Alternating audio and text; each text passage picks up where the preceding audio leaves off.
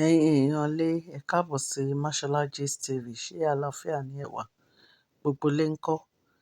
A gbọ́ gbogbo nǹkan tó ń ṣẹlẹ̀ lórí social media. A ní kí a bá wọn dá sí o. Ó yà mí lẹ́nu nǹkan tí àwọn èèyàn ń sọ lórí ọ̀rọ̀ aṣọ tí Mercy Aigbe wọ̀ yìí. Mercy Aigbe wọ aṣọ ọ̀run láti wá yẹ́ Tóyìn Ajéyẹmí sí ní ọjọ́ premier tí ó ṣe tí wọ́n gbé jáde Ìyálóde. Èní kọ́ ni wọ́n ti máa ń yẹ́ ara wọn sí. Gbogbo ìgbà tó bá ń ṣe premier a máa ń rí gbogbo wọn tó máa ń múra lóríṣiríṣi tí wọ́n máa fi ń sọ̀rọ̀. Wọ́n fi máa ń pòwe fún wa ní pé nǹkan tó wà nínú movie yìí, ìmúra ẹ̀ làwọn mú. Ìtorí ẹ̀ ni Mercy Aigbe fi wọ aṣọ tí wọ́n wọ̀ yẹn. Ẹ̀yin náà rí àwọn nǹkan tó gbé wọn wá. Àwọn ọkùnrin bíi mẹ́fà ni wọ́n gbé nǹkan tó gbé wọn wá. Wọ́n wà nínú kiní yẹn. Mi ò mọ orúkọ tá lè pe kiní yẹn. Ṣùgbọ́n wọ́n ti máa ń lo kiní yẹn láyé ìgbà yẹn. Àwọn bàbá wa wọ́n máa ń lò. Ṣùgbọ́n bí àwọn bàbá wa ṣe máa ń lò, wọ́n máa gbé àga sí orí ẹ̀. Wọ́n á jókòó sí àwọn ọba, àwọn ìjòyè, àwọn èèyàn jàǹkàn-jàǹkàn náà máa ń lo kiní yẹn. Even gan, àwọn òyìnbó gan ti lò láyé ìgbà yẹn náà.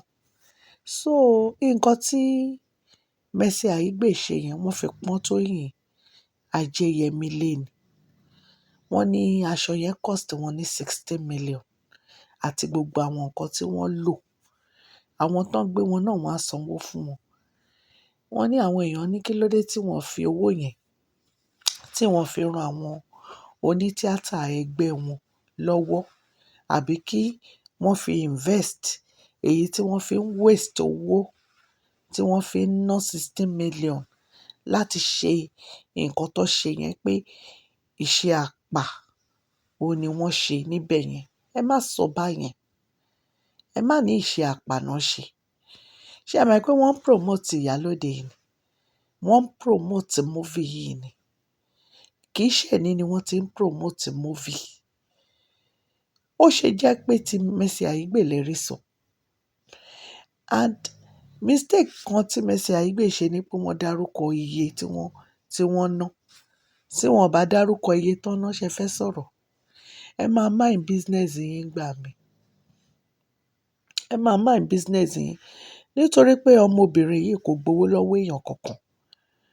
Mo dẹ̀ wá sure pé kì í ṣe pé wọ́n gbowó lọ́wọ́ Tóyìn Ajéyẹmí. Fúnra rẹ̀ ló san owó ẹ̀. So kí wá ló dé tẹ wọ́n attack ẹ̀? Òun ló lowó ẹ̀ náà. Òun ló lára ẹ̀ náà. And kí ni ẹ máa rò tẹ fi máa ní pé kí ló dé tí ò ran àwọn onítíátà ẹgbẹ́ ẹ̀ lọ́wọ́? Ṣẹ́yìn ń bá wọn délé ara wọn ni. Ẹ mọ nǹkan tó ń gbé ṣe lábẹ́ fún àwọn onítíátà yẹn. Nǹkan tí a bá mọ̀ kò yẹ ká máa dá sí o. Ẹ má máa fa ìjọ̀gbọ̀n lórí social media. Ẹ má máa fa ìjọ̀gbọ̀n lẹ́sẹ̀. Tóyìn Ayémakò kò ní kẹ́ ẹ wá wo premier òun lórí YouTube. Ẹ̀yin lẹ lọ wò. Mercy Aigbe kò ní kẹ́ ẹ wá wo ìmúra òun. Ẹ̀yin lẹ lọ wò. Òun tó dẹ̀ lówó ẹ̀, òun ló ná owó ẹ̀ fún rẹ̀. Kò gbowó lọ́wọ́ èèyàn kankan.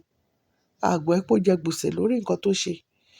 So ó ń pọ́n colleagues ẹ̀ lé ni. And bí àbúrò ló ṣe mú Tóyìn Ayémakò. So ó ń pọ́n lé ni. And àpọ́nlé yìí wọ́n máa ń ṣe fúnra wọn ni. Ẹ wo ìgbà tí Tóyìn Ayémakò ń ṣe premier Alákadá, Return of Alákadá. Ẹ wo gbogbo nǹkan tí àwọn èèyàn ṣe ń bẹ̀. Ọ̀pọ̀lọpọ̀ èèyàn ni wọ́n gbé ìgbésẹ̀ láti múra lóríṣiríṣi, láti múra wá sí ibẹ̀ yẹn.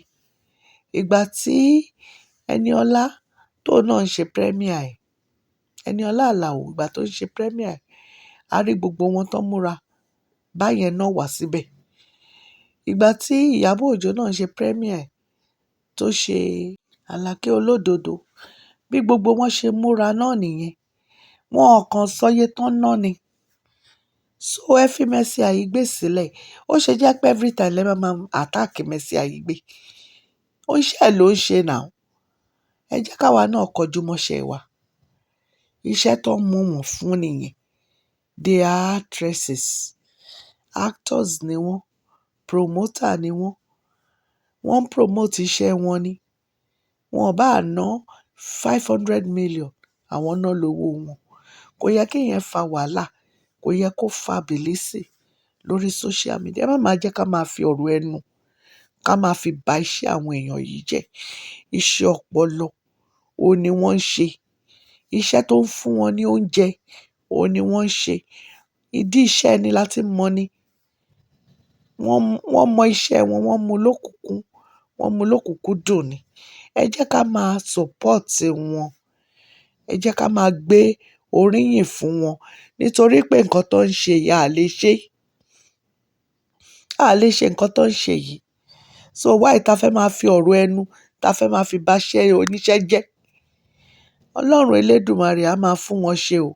Èmi like o aṣọ tí Mercy Aigbe wọ̀ because ó ń sọ fún wa pé oòrùn ẹ mọ ipa tí oòrùn ń kó nínú ayé àwọn ọmọ ẹ̀dá. Ẹlòmíì aṣọ tó bá fọ oòrùn ló fi máa dry ẹ̀. Tí ò bá sóòrùn gan, ṣé a máa wà láyé yìí ni? Tó bá jẹ́ pé òṣùpá nìkan ló wà, báwo la ṣe fẹ́ ríran? Ẹ̀yin èèyàn lé, ẹ jẹ́ ká máa dúpẹ́ ní ọwọ́ Mercy Aigbe wípé ó support Tóyìn Ajéyẹmí. Ó support ẹni now. Ẹni tó bá dúró tìyàn níbi téèyàn ti ń ṣe nǹkan, èèyàn dáadáa ni. Kò ṣe nǹkan tó wrong now. Ọlọ́run Elédùmarè á wà pẹ̀lú gbogbo etí tó ń gbọ́ mi o. God bless you all. From Mashola Gist TV, share, like and support.